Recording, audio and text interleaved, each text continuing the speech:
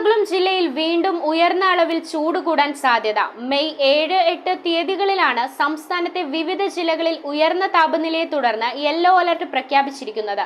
ആലപ്പുഴ ജില്ലയിലെ വിവിധ പ്രദേശങ്ങളിൽ ഉഷ്ണതരംഗ സാഹചര്യം നിലനിൽക്കാൻ സാധ്യതയുണ്ടെന്നും കേന്ദ്ര കാലാവസ്ഥാ വകുപ്പ്.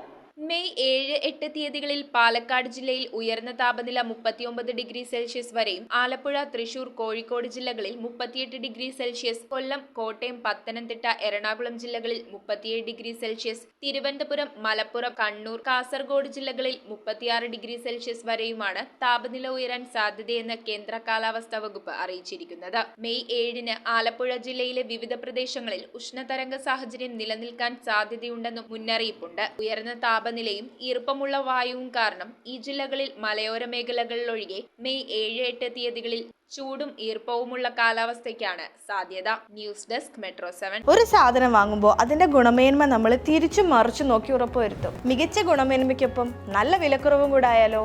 നല്ല ഫാം ഫ്രഷ് വെജിറ്റബിൾസ്, ഗ്രോസറീസ് തുടങ്ങിയ എല്ലാ നിത്യോപയോഗ സാധനങ്ങൾക്കും വൻ വിലക്കുറവാണുള്ളത്. നിങ്ങളുടെ കുട്ടികൾക്ക് ആവശ്യമായിട്ടുള്ള എല്ലാ പഠനോപകരണങ്ങളും സജ്ജമായി കഴിഞ്ഞു. അപ്പോൾ ഈ അവധിക്കാലം ചുള്ളിക്കൽ സോൾട്ട് ഹൈപ്പർ മാർക്കറ്റിനോടൊപ്പം